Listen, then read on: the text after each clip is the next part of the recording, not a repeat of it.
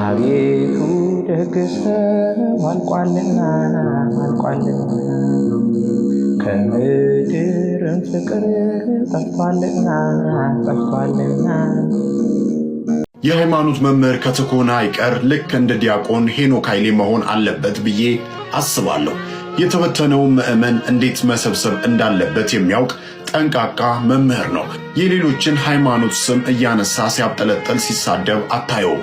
እንደውም ስለ ሃይማኖቶቹ ስለ መጽሐፍ ቅዱስ በደንብ ጠልቃችሁ ሳትረዱ እንዴት ጊዜ ቢተርፋችሁ ነው ስለ ሌላ ሃይማኖት ደካማነት የምታወሩት ሲል በተደጋጋሚ ይደመጣል። ዲያቆን ሄኖክ ኃይሌ የአእላፋት ዝማሬን ሲጀምር በበዓላት ዋዜማ በሚዘጋጁ ኮንሰርቶች አማካኝነት ነው። ሰዎች የራሳቸውን ሐሳብና ፍላጎት የማራመድ ነፃ መብት እንዳላቸው ያሳየ ድንቅ መምህር ነው። ኮንሰርት አትሂዱ፣ መጠጥ አትጠጡ፣ ለዛውን በጌታ ልደት እያለ ከአልቃሾቹ ጋር አብሮ አላለቀሰም። የቤተ ክርስቲያኗን ሕግና ደንብ ተከትሎ ምዕመኑ በጋራ የሚሰበሰብበት ሌላ ቦታ ፈጠረ።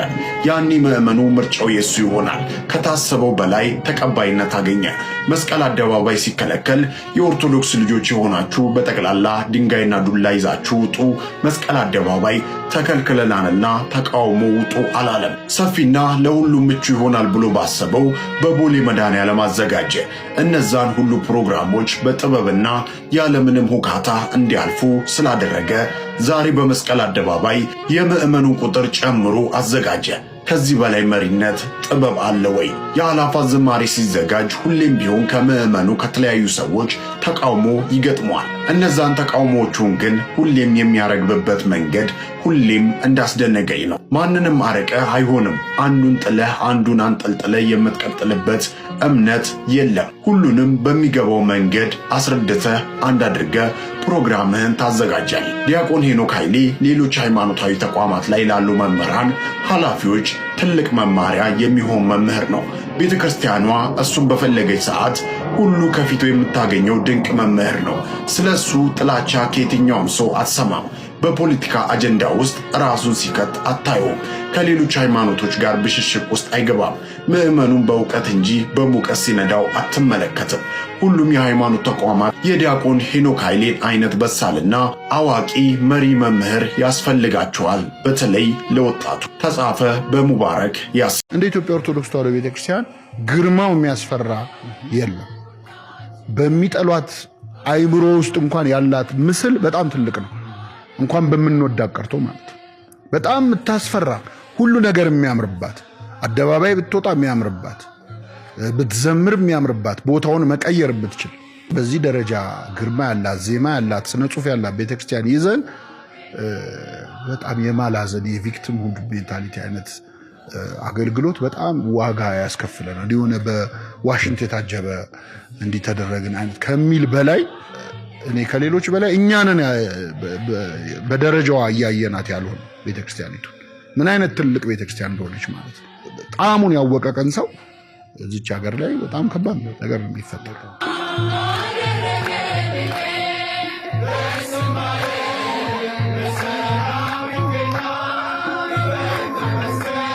እስቲ ተመልከቱት። አያስቀናም? በአሁኑ ሰዓት የአእላፋት ዝማሬ እጅግ በሚያስደንቅና በሚያስቀና ሁኔታ በአዲስ አበባ መስቀል አደባባይ እንደምትመለከቱት በደመቀ ሁኔታ እየተከናወነ ይገኛል። የኦርቶዶክስ ተዋሕዶ ቤተክርስቲያን እምነት ተከታዮችም እንደምትመለከቱት በአንድነት ተሰብስበው ጧፍ እያበሩ አምላካቸውን እያመሰገኑ ይገኛሉ። ይህ እጅግ አስደናቂ ዓለምንም ደግሞ የሚያስደንቅ ነገር በአሁኑ ሰዓት እየተከናወነ፣ በዚህ አጋጣሚ ለጌታችንና ለመድኃኒታችን ለኢየሱስ ክርስቶስ የገና በዓል እንኳን አደረሳችሁ ለማለት እንፈልጋለሁ። እስቲ ተመልከቱት። ግን አንድነታቸው አያስቀናም? ለማንኛውም በድጋሚ እንኳን አደረሳችሁ። መልካም ምሽት፣ መልካም በዓል። ተመልከቱ ውበት። በዛሬው ዕለት በሚሊዮኖች የሚቆጠሩ ኦርቶዶክሳውያን እንደምታዩት በአሁኑ ሰዓት በመስቀል አደባባይ ይገኛሉ። ዛሬ በመስቀል አደባባይ ያማረው አንድነትና ባህላችን ደምቆ ይታያል። መላው ኦርቶዶክሳውያን እንኳን አደረሳችሁ። አዲስ አበባ የሚገኙ ኦርቶዶክሳውያን አንድም የቀረ አይመስልም። ነጭ በነጩን ለብሶ የአእላፋት ዝማሬን ለመታደም ወደ መስቀል አደባባይ እየተመመ ነው። ኦርቶዶክሳውያን በገና ዋዜማ ላይ እንገኛለን። እንኳን አደረሳችሁ። ይሄ ቪዲዮ ለብዙሃኖች እንዲዳረስ የቻላችሁትን ያክል ጊዜ ኮፒ ሊንክ፣ ሪፖስት፣ ሼር እያደረጋችሁ አድርሱልኝ። እንኳን አደረሳችሁ። መልካም በዓል። ሰላም። ዛሬ ለመጀመሪያ ጊዜ ያላፋት ዝማሬ መጥቻለሁና በጣም ደስ ብሎኛል። በጣም ኤክሳይትድ ነው ብታዩ ማለት ነው። ከኡራኤል እስከ መስቀል አደባባይ በእግሬ ነው የመጣሁት፣ ግን መንገዱ በሙሉ ነጭ ስለነበረ ምንም እየተሰማኝ አልነበረም የመጣሁት ነው። በጣም ነው ደስ የሚለው። አሁን ደግሞ እያለፍን ነው። መሀል ላይ ትንሽ የቆምን ነበረ። አሁን ደግሞ እያለፍን ነው።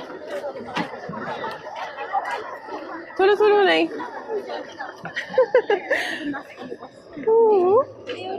This is so beautiful. በጣም ነው ደስ የሚለው። ከተሻ ነው። እሺ ልለፍ። እሺ አመሰግናለሁ። Thank you. ነይ። አሁን ለዚህች ሃይማኖት ለዚህች እምነት ምን ታወጡላታላችሁ? እምዬ ኦርቶዶክስን አያችኋት? እንዲህ ደምቃ እንዲህ አብባ አያችኋት? ይቺ ናት ሃይማኖታችን። እንግዲህ ዛሬ በመስቀል አደባባይ በሚሊዮን የሚቆጠሩ ምዕመናን ተገኝተው የክርስቶስን መወለድ በደስታ ልክ እንደ መላእክቱ ነጭ በመልበስ አክብረውታል። በሰማይ ያለ ስርዓት ነው በምድር የተሰራው። እንግዲህ በምድር እየኖርን ምስጋናችን፣ አገልግሎታችን ሁሉ ሰማያዊ ነው። የዚህች እምነት ተከታይ በመሆናችሁ በእውነት ልትኮሩና ልትደሰቱ ያስፈልጋችኋል። ይቺ ሃይማኖት ሰማያዊት ናት። ይቺ ሃይማኖት ቀጥተኛ ናት። ይቺ ሃይማኖት እውነተኛ ናት። በዚህች ቤት ውስጥ፣ በዚህች ህብረት ውስጥ፣ በዚህች እናት በሆነች ቤት ውስጥ ነው የምንኖር። ኦርቶዶክሳውያን ጨዋነታቸው የታየበት፣ ስነ ስርዓታቸው የታየበት፣ ለዓለም አብርተው የታዩበት ዕለት ነው። እንኳን ለዚህ ቀን አደረሳችሁ። በእውነት ኦርቶዶክስ በመሆናችሁ ይህን በማየታችሁ ምን ይሰማችኋል? እስቲ ኮሜንት ላይ ጻፉት። ይህንን ዓለምየው ኮፒ ሊንክ እና ሼር አድርጉት።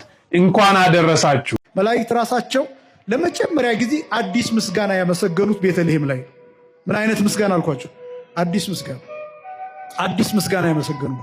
አዲስ ምስጋና ማለት ነው። መላእክት አሁን ሁል ጊዜ የሚያመሰግኑት ቅዱስ ቅዱስ የሚል ምስጋና ነው። ትንቢተ ኢሳይያስ ምዕራፍ 6 ከቁጥር 1 ጀምሮ እንደተጻፈው መላእክት አሸናፊ እግዚአብሔር ቅዱስ ቅዱስ ቅዱስ የሚል በጣም በብዙ ጎርፍ ድምፅ ያለው ምስጋና ያመሰግናሉ። እና የልደት ዕለት ግን ምስጋናው ተቀይሯል። እና ያ ምስጋና የተቀየረበት ምክንያት ምንድነው መሰላችሁ? መላእክት ከፍ ብለው ሲመለከቱ አሰስዎ ውስተ አርያም ይላል፣ ወበህየ ረከብዎ ምስለ አብሁ ወመንፈስ ቅዱስ ከመ ትካት ይላል ቅዱስ ያሬድ። በአርያም ፈለጉት ይላል። ከፍ ብለው ሲያዩ እንደ ቀድሞ እንደሚያውቁት በሚረዱት ምስጢር አእምሯቸው በነበረው በተገለጠላቸው ምስጢር ከባህሪ አባቱ ከአብ ጋር ከባህሪ ሕይወቱ ከመንፈስ ቅዱስ ጋር በዙፋኑ አለ።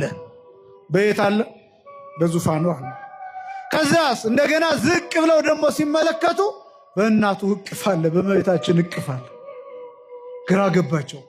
ከዚያስ ምንድነው ያደረጉት? ቀና ብለው ወደ ሰማይ ስብሐት ለእግዚአብሔር በሰማያት፣ በሰማይ ላለው ለእግዚአብሔር ምን ይገባል?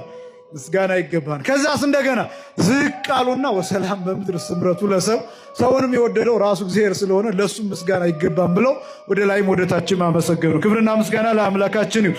የመላእክት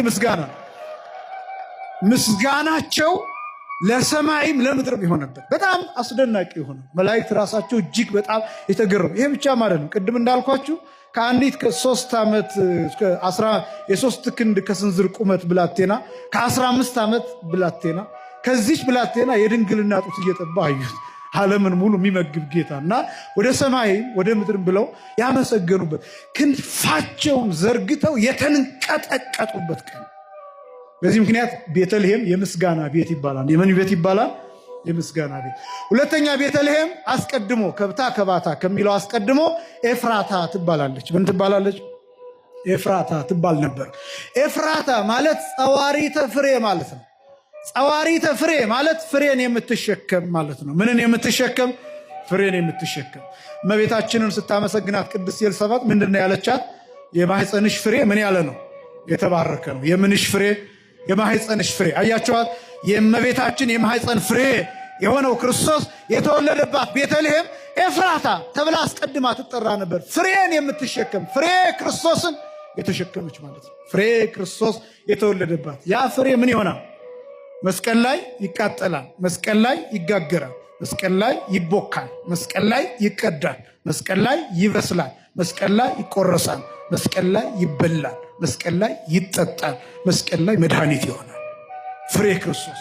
ለዚህ ነው የማኅፀንሽ ፍሬ የተባረከ ነው የሚለው ቃል፣ በዘርህ ይባረካሉ የሚሉት ቃላት እነዚህን የሚገልጡ ናቸው። ፍሬ ክርስቶስ። ታኅሳስ 29 ቀን ለእኛ ለሰው ልጆች ብቻ ሳይሆን መላእክትም ሌሊት ተቀን እያመሰገኑት ያለ ዘመን እያመሰገኑት አመስግነውት እንዲያመሰግኑት አይተውት እንዲያዩት የሚያስመኛቸውን ፈጣሪያቸውን ዛሬ ተገልጦ አይተውታል። ሰማያዊ ልዑል ሩቅ ምጡቅ የሚሆን ጌታ ከምን ከደመናት ከቁባር ሁሉ በላይ አጽናነ ሰማያተ ወረደ። ሰማያትን ዝቅ ዝቅ አድርጎ ወርዶ ከእግሩ በታች ጨለማ ያለ ቁባር ታሕተ ገሪሁ የማይታይ የማይመረመር ተጽዕነ ላዕለ ኪሩቤል በኪሩቤል ላይ ደግሞ ተጭኖ የሚመሰገን ወሰረረ በክነፈ ነፋስ ከነሱ ሕሊናም የሚመጥቃቸው ጌታ ሊያዩት የማይቻል ዘይጠፍር በማይጽርሆ አዳራሹን በውሃ የታታ ወረሰ ደመና መኬዶ ደመናን መረግማመጃው የሚያደርግ በመባረክ የሚመሰገን ጌታ ዛሬ በጎል ተጥሎ ተመሰገነ፣ በበረት ተወለደ። እኛ ርስት የለንም ነበርና ለስደተኞቹ ቤት ለመስጠት እሱ ቤት አልባ በበረት ተወለደ። እንስሶች ነበርንና እኛን ከእንስሳነት ወደ ባላይ ኑሮ ወደ ሰውነት ለመመለስ እሱ በእንስሶች መሃል ተወለደ። መሥዋዕታችን ኢየሱስ ክርስቶስ መሥዋዕት በሚሆኑ በበጎች በከብቶች መካከል ተወለደ። ስለዚህ ጌታችን ኢየሱስ ክርስቶስ ምድርን ሰማይ ለማድረግ እሱ ከሰማይ ወርዶ በበረት ተኛ። እሱ በበረት ሲተኛ ለእኛ ሰማይ ሀገራችን አደረገ። እሱ ምድርን ሀገር ሲያደርግ ለእኛ ሰማይን ሀገር አደረገ። እንስሳ የነበርነውን አራዊት የነበርነውን መልሶ ሰው ለማድረግ በከብቶች መካከል ለተወለደ ለእግዚአብሔር ምስጋና ይሁን። ወስብሐት ለእግዚአብሔር። ይቆየ። የዛሬ 2 ዓመት የአእላፋት ዝማሬ በመስቀል አደባባይ ሊካሄድ ነው ሲባል በጣም ሰው ሁሉ ጓጉቶ ነበረ። ከዛው በመስቀል አደባባይ አልተሳካም እና የዚህ መርሃ ግብር አዘጋጆች የመጨረሻ ብልጥ መሆናቸውን የምናውቀው አለቃቅሰው አልተውትም። ጃንሜዳን አሰቡና ፕላን ኤ፣ ፕላን ቢ፣ ፕላን ሲ ብለው እንደተዘጋጁ በጣም ያስታውቅ ነበርና ጃንሆይ ሜዳ ላይ አሰቡ። ጃንሆይ ሜዳም አልተሳካምና አለቃቅሰው አሁንም አልተውትም። በስተመጨረሻ ቦሌ መድኃኔዓለም አደረጉትና ቦሌ መድኃኔዓለም እንኳን ባይሳካ ራሱ ጌታችን መድኃኒታችን ኢየሱስ ክርስቶስ የተወለደው በከብቶች በረት ነውና እስከ ከብቶች በረት ድረስ ሄደን የአእላፋትን ዝማሬ እናቀርባለን እንጂ በምንም ታምር አናቋርጠውም ብለው ተነሱ። በስተመጨረሻ በቦሌ መድኃኔዓለም ተሳካና የዛለት ተካሄደና በጣም አሁንም ብልጥ መሆናቸውን የምናውቀው ነገር ምንድነው? አሸናፊዎች ናቸውና በዚህ ዓመት እንግዲህ በመስቀል አደባባይ ለመጀመሪያ ጊዜ ሊካሄድ ነውና ያሸነፉበት መንገድ እጅግ በጣም ጥበብ የተሞላበት ነበር። አምና ካስታወሳችሁ ቦሌ መድኃኔዓለም ግቢው ሞልቶ ከግቢው ቁጥር በማይተናነስ መልኩ መንገድ ላይ ህዝቡ ነበርና ውጭ ላይ ራሱ ስክሪን አላደረጉም። ለምን እንደሆነ ታውቃላችሁ? ስክሪን አደረጉ ማለት መንገድ ዘጉ ማለት ነውና መንግስት በራሱ ጊዜ ማለት ነው እንዲፈቅድላቸው ያን ነገር አላደረጉምና ህዝቡ ግን መንገዱን ዘጋው። በቃ ምንም አማራጭ የለውም። ስለዚህ በዚህ ዓመት ደግሞ የበለጠ መጨናነቁ እየባሰ ይመጣልና መንግስት በራሱ ጊዜ መስቀል አደባባይን ፈቅዷል ማለት ነው። ስለዚህ መስቀል አደባባይ እንዲዘጋጅ የወሰነው ማን ነው ካላችሁ መርሃ ግብሩ ራሱ ነው ማለት ነው። ለማንኛውም የአእላፋት ዝማሬ ታኅሳስ 28 እየደረሰ ነው። የዛን ሰው ይበለን።